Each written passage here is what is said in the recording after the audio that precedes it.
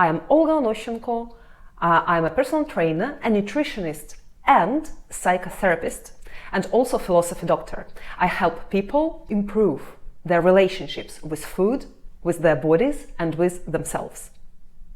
And this video is about 5 damaging myths about weight loss. I created this list based on my conversations with my clients, with my friends, and I selected top 5 most popular ones and most damaging ones. And if you know any myth that is not in these top 5, please let me know in comments, and then I will create another video trying to bust another 5 myths. But I need your ideas. So first myth is that weight loss is all about discipline, and if you are overweight, you do not have discipline. And this is your character flaw. This cannot be further from the truth, because weight loss and intake of food and energy balance is not about discipline, but about self-regulation. I will tell you about what self-regulation involves, but before we talk about it, look at the picture. This is an obesity map that shows all the different factors that influence our food decisions. They are economic, they are social, genetic, because how we end up in adult life, what weight we end up in an adult life, is influenced by so many factors apart from personal choice.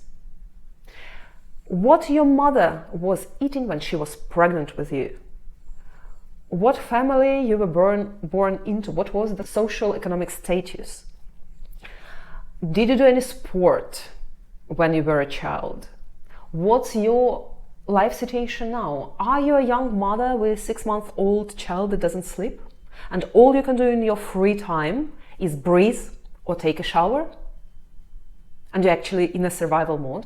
Or are you someone who works on 10 jobs trying to feed the family, and again do not have time to sleep, do not have time for a gym? Or maybe you had a traumatic experience in childhood and your nervous system is constantly activated and you constantly need to calm yourself down, and your coping strategy is eating. This all influences our choices. This all influences our physiology and psychology. And I used to think that I do not have willpower to lose weight. That the reason for which I cannot stop after eating a piece of chocolate and then I eat the whole bar, or I cannot eat just a spoon of ice cream, I need to eat the whole tub of Haagen-Dazs or whatever you call it. I thought this is because of lack of willpower, but what it was a bad relationships with myself, it was inability to self-regulate without food, lack of awareness, lack of listening to myself, to what my body needs, restrictive diets of course, but why I restricted so harshly that I started binging so much? Because I couldn't accept my body, because it didn't fit into beauty standards. So the question of overeating, as overeating normally leads to extra weight, right? We overeat not because we lack willpower. I want you to stop self-blaming. I want you to stop feeling guilt and feeling shame. Well, of course, we cannot dictate the feelings, but if you understand that it's not your choice, then probably you will feel better. And then you will be able to take responsibility, to take the most out of which cards you were given, to take the most out of what you have won in your genetic lottery. And yes, sometimes it involves investing into work with psychotherapists. I work with a lot of clients who struggle with overeating, with poor relationships with food, with loss of control around food. Maybe you need to invest in changing your lifestyle. Maybe you need to stop working 10 jobs. And so on. But most importantly, you need to show yourself self-compassion, that supportive attitude towards yourself, understanding. And if you do not suffer from extra weight and poor relationships with food, but you are judgmental about those who cannot lose weight, I also want you to think about all this complex map of obesity, of extra weight, and that people actually do not choose it. And if you can use your willpower when you need it to say no to extra cookie, you are lucky. Yes, you are lucky to be able to use your willpower. I had a client who used to be a partner at law firm, and she used to say that I cannot keep chocolate at home because if I have a piece of chocolate, I will have the whole thing. I do not have willpower, but I don't believe that a partner of law firm does not have willpower. And it's realistic to improve your relationships with food. I helped so many people do this. And I was in this situation myself, and I couldn't have any treats at home because they would be gone 1 minute after I bring them home. Or maybe I will restrict myself, but the next day I will eat everything I have. Now I have 10 different chocolates because I like different tastes. Sometimes I want 85% chocolate, sometimes I want 50% cocoa chocolate, and I can choose a little small piece whenever I want, and I can stop in time. Second myth is you shouldn't eat fruit on diet. You should limit bananas. Look, I do not say whatever your metabolism is, you should eat kilograms of fruits. 1, 2, 3 fruits per day is safe for most people. Even if you're insulin resistant, even if you have metabolic syndrome. What is metabolic syndrome? It's when our blood sugar is high, our LDL cholesterol is high, our blood pressure is high. We have all this set of different conditions that all are linked to energy toxicity. So this is what happens when we cannot store fat under skin anymore, and we start storing fat around internal organs and in internal organs. And this is where fatty liver may come from. And because fructose is metabolized in liver, mechanistically we can suspect that it's better not to overload it with fruit. But if you have metabolic syndrome, first you should be treating it with your endocrinologist. There is now metformin, Ozempic, Saxenda, so many other drugs you can take to help yourself, to support yourself, because it's not easy when you already have metabolic syndrome to lose weight and to become healthy. And it is possible to become healthy once you achieve 10-15% weight loss. But if you do have problems with blood sugar regulations, with fatty liver, it doesn't mean you should stop eating fruit. It means you need to get into calorie deficit. You need to start losing weight. Where is this myth coming from that fruit should not be eaten? Many women who are already slender are trying to get even thinner, also will try to avoid fruit. Where is the myth coming from? From the research that showed that fructose was bad for people, fructose in excess.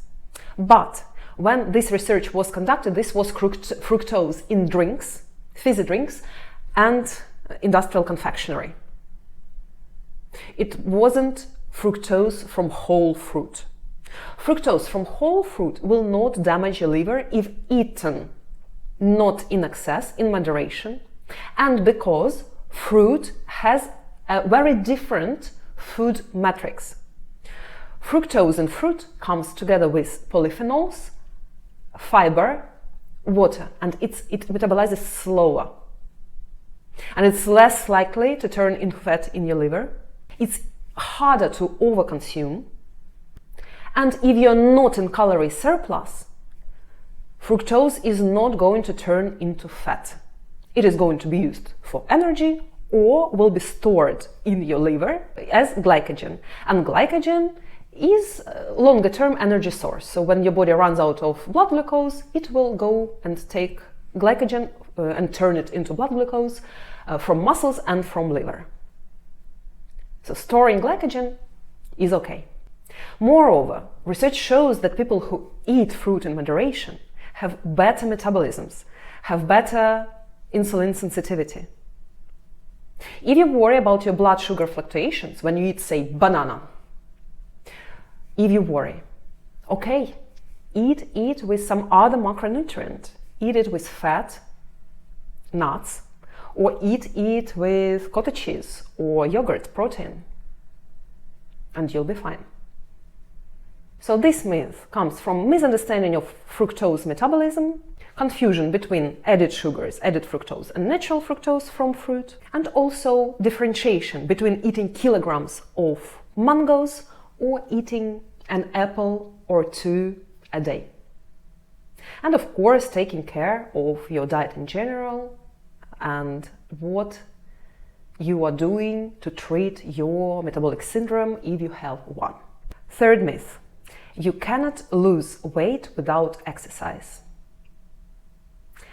Yes, you can, but I don't recommend you losing weight without exercise. So why you can lose? Because it all comes to calorie deficit.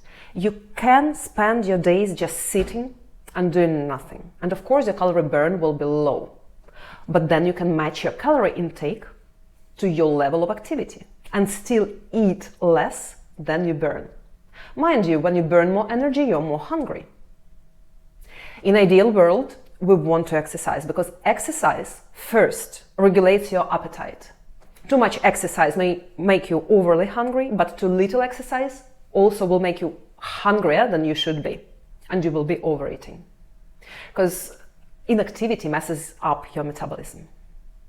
Second, muscle mass is important. It's not just exercise, but resistance training that is the king. Why? We do burn more calories at rest when we have more muscle, but this amount is very, very small.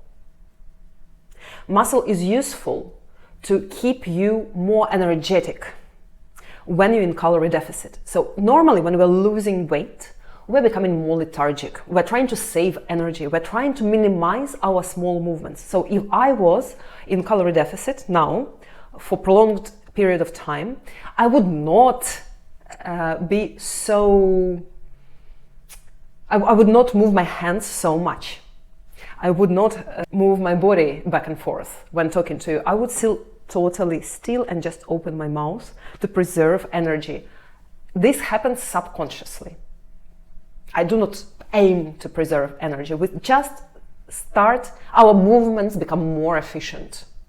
Even when we walk, our body tries to walk in the most efficient way, if it's under calorie deficit. But if you build muscle mass, you can reverse this effect.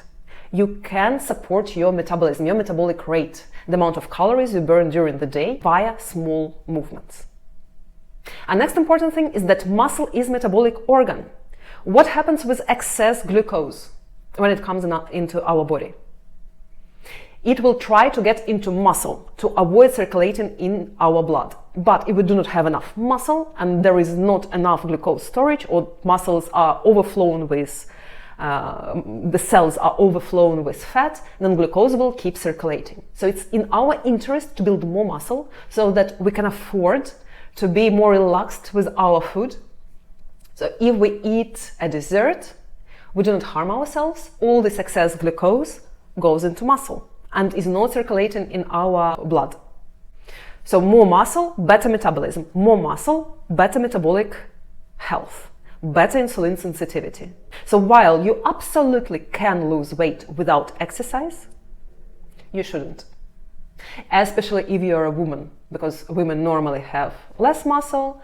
When a woman goes through many phases of such weight loss without exercise, she ends up with less and less muscle tissue, and comes 60 years old, 70 years old, sarcopenia, a disease, a loss of muscle mass to the point a woman cannot perform daily tasks. or some daily tasks are challenging. Well, it can happen with men, to men as well, but again, because they have more testosterone, more muscles, even if they don't exercise, or they can achieve more muscle mass by exercising, normally women suffer from it the most. And women love dieting more than men. At least this was the case before. 4. You must avoid eating late at night to lose weight. Do not eat after 6 p.m. Do not eat after 8 p.m. And this myth is coming from quite interesting research. Some of this research is fresh. Scientists looked at thermic effect of food in the morning and at night and found that we burn more calories after meal in the morning than at night. But there was a flaw in their methodology, how they calculated the calories burned, and it appeared to be that most probably it's not thermic effect of food that is increased in the morning, but our metabolism is increased in the morning. That's how our circadian rhythm works. So it doesn't matter actually whether we eat more calories in the morning and less at night, or vice versa. If we're in calorie deficit, we will be losing weight. Also, we know that in the morning we have better insulin sensitivity. We tolerate glucose better in the morning than at night. So it sort of suggests that we need to eat more during the daytime, less during the nighttime, especially carbs. But is this difference that big? Is this difference true for someone who is perfectly healthy and has really good insulin sensitivity? I have clients who eat once a day and it's nighttime, and it suits him. His lifestyle, his work, his psychology, this works for him. This is a temporary intervention, but this works for him. I have also a client who says, doesn't matter how much I eat during the day, I'm hungry at night. I will be equally hungry if I reduce my calories during the day or not. I will still want my food at night. So for her, it's better to reduce calories in the morning and daytime, and then she can have her meal during dinner, like full, good, balanced, satisfying, satiating meal. And I also tried myself to eat normally during the day, balanced, to satiation, to satisfaction, and then try and eat just half of my dinner. And I can do it. Behaviorally, it's possible. I can say no. I can tolerate discomfort of being slightly hungry, wanting something else after dinner, feeling that I'm still a little bit hungry, I would have something else. But I can tolerate this discomfort and go to bed. But I experimented with it for a couple of weeks, and most of the nights I will not be able to fall asleep, and my sleep quality will be compromised because nervous system would be overactive without food. So it means I need to redistribute my energy intake if I want to lose weight. But main reason why this myth is so persistent is because people tend to overeat at night. They are tired from work, they accumulated stress, and they eat more at night, more than they need, because of this tiredness and stress. And then if I'm a nutritionist or a doctor, dietitian, I will tell my patient to not eat at night, then we can save so much calories and get into calorie deficit if a person really focuses on night time. Because most people are okay with their breakfasts and dinners and lunches, they would not overeat. Overeating normally happens at night. So when we say a person who doesn't know anything about nutrition to not eat at night, they will be losing weight. Of course, if they can manage it. So this is sort of clever trick, but for most people it's not really practical, because very often dinner is the only time they gather together with family and share and connect, and it can be sad to watch family eating delicious food and you're eating your carrots. And yeah, of course, you can have just half a portion and still share a great time with your family. And yes, you can still chew your carrot and be happy for your family to enjoy the food. It's still possible, but it's not suitable for many people. So we need to find other ways. Weight loss is so individual. We're all unique. We cannot just blindly take what science says and apply it to ourselves. It's good to be aware, but what you should know, if you're an average person and you don't want to be unique, do not eat 2-3 hours before bed. Do not have heavy dinner, carb heavy, fat heavy. But this does not mean 0 carb and 0 fat. Have your balanced plate with protein, fat, carbs, fiber. It's just there is difference between a portion of whole grain pasta, moderate portion of whole grain pasta, and I don't know, loaded pizza at 11 p.m. Try not to eat at night. I know people who work shifts suffer greatly. I had such clients. There should be a separate strategy for them. But do not eat too late, too close to sleep, because sleep will be compromised. And do not eat heavy. This is all you need, basically. You don't need to somehow avoid eating after 6 p.m. And fifth, you must cut out all the treats to lose weight. So normally people go on a diet and then they limit everything they think they should limit. Normally it's sweets, it's bakery, what else is popular? Fruit, I was talking about in point 2. And this is not necessary. You can eat sweets every day, you can eat dessert every day and still lose weight. Where this myth is coming from? Normally, people gain weight because they overeat. They normally overeat treats. That's why they gain weight. So the problem is that people cannot find moderation. So they cannot have just a piece of chocolate, then they will end up eating the whole thing. They cannot have just lasagna, they will want garlic bread with it. And a tiramisu after. This is where problem is coming from. We cannot find moderation. We cannot stop once we started. And these are all just irrational beliefs. I cannot eat a little bit, I need to eat the whole thing. In my consultations with clients, we work on finding moderation. Of course, there are people who say no to chocolate, no to sugar, and they stick to it, and they never binge. That's their choice, they're happy with it. Such people exist, and that's not bad. But some people do not want to give up sugar, and they still can reach their goals. Again, we're all unique, we all have similar problem, but underlying root causes and methods to cope with it will be all different. So we need to find what works for you. So the problems are portion control and all or nothing mindset. If I fall off my diet, I will also eat everything and then we'll start again from tomorrow. But you need to understand that all or nothing mindset is a very typical cognitive distortion worked through in CBT, cognitive behavioral therapy. This is easy to tackle, but this is very typical mindset and very damaging. Black and white thinking.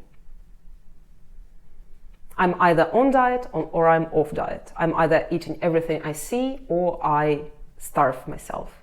Another reason why people want to restrict dessert is because it's calorie dense.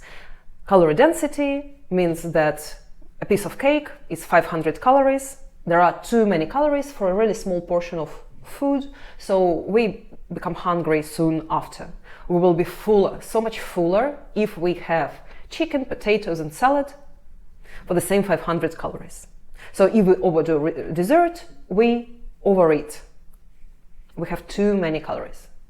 But we still have some small treats here and there and still be in calorie deficit. This is all possible. By the way, this is not true that limiting something leads to binge eating. It's all about why we limit something. What is the motivation behind it? And how we're treating ourselves on the way to weight loss. And I forgot to talk about self-regulation. What is self-regulation? It's the ability to manage your impulses and tolerate your emotions and make the choices that benefit us in long term. Self-regulation also includes self-soothing abilities. So when we are tired, when we are stressed, when we are agitated, when our nervous system is activated, when we are in fight or flight mode, we will often turn to food. And it's about building the skill base for every single different episode of eating and reason of overeating that will help you cope with such states without food. We can look at different alternative coping strategies. We can look at why are you constantly in fight or flight mode? Why are your nervous system is constantly activated? Very often, this is self-criticism. People who struggle to lose weight are often very self-critical. And this self-critical cannot be even noticed by a person. This is what was happening to me as well. But it gave that background anxiety, constant discomfort of being yourself. And this constant discomfort is very, very hard to tolerate. We may not notice it, but it's very inconvenient, really unpleasant to be with it. And to make our life more pleasant, we go for food. We soothe ourselves with food. This often happens also if we have something unplanned, if we add something that we didn't plan. We start feeling guilt, we start feeling shame. We engage into self-loathing. And this creates that unpleasant state, that activation of nervous system that makes us eat more. So it's not only all or nothing mindset, but also that inability to calm yourself down, to forgive yourself extra eaten piece of cake. And to just start next day as usual, without any negative emotions. But we have to calm down with food. Of course, it's a very complex topic. I'm trying to describe like super large area in a few words. Hopefully something is useful. Hopefully something resonates. Talking about fruit. Fruit is good for weight loss. I do not say eat more fruit. I don't say eat kilograms of mango. But because fruit is not calorie dense, 200 grams of apple is 100 calories. 100 grams of cookies, 500 calories. So fruit is weight loss friendly. It has fiber that fills us up, it has polyphenols, it can reduce inflammation. Fruit is good in moderation and in conditions of calorie deficit, or at least calorie balance. So of course, if you currently are binging, you're in calorie surplus, and you have poor blood sugar regulation and probably metabolic syndrome and probably compromised liver, then maybe reduce all the fructose. But again, that's not the biggest enemy in this condition. In this condition, the biggest enemy is extra fat and overeating, inability to self-regulate. Self-regulation is a skill. So when I work with clients, we take every single episode or pattern and learn to self-regulate in this exact episode. Find how to address every single pattern. For example, when I'm tired, I come home tired, I tend to go to the fridge instead of going to the shower and going to the bed. And I learned to break this cycle of this habit of going to the fridge when I'm actually not hungry, but I'm tired. Or when I feel sad, I would think about food when I'm not hungry. And if sadness is a hard emotion, I would choose not to feel it. I would choose to turn away from it. I would choose to calm myself down, to make myself happier with food. So if I learn to turn to sadness, to let myself feel it, to cry, do something with it. Maybe talk to a friend. Maybe just let it be. Maybe discuss it with a therapist. But at least acknowledging that you're sad and letting yourself feel sadness may help you to stop thinking about food. So yeah, let's summarize. First, weight loss is not about discipline, it's about self-regulation. Of course, there is always time and place to tolerate discomfort. Second, fruit is good in moderation. Third, you can lose weight without exercise, but you will lose muscle together with fat, and this is very, very bad. Fourth, time of your eating is not as important as the total amount of calories you eat. And fifth, you can lose weight eating treats every day. You just need to learn to eat them in moderation. This is totally possible, and this improves your quality of life. Please let me know which myth I didn't cover, but they are damaging for people and they are very annoying for you. And I will film the video to bust this myth. Please like the video, share with anyone it could be useful for, and subscribe to my channel. You can also book a consultation. All the useful links are under the video.